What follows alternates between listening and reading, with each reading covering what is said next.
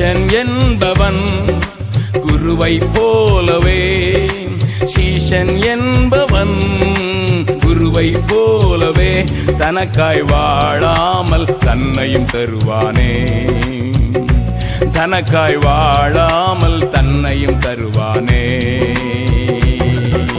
பரலோக சிந்தை கொண்டு உமக்காய் பணி செய்வேன் நான் அனுதீனமும்.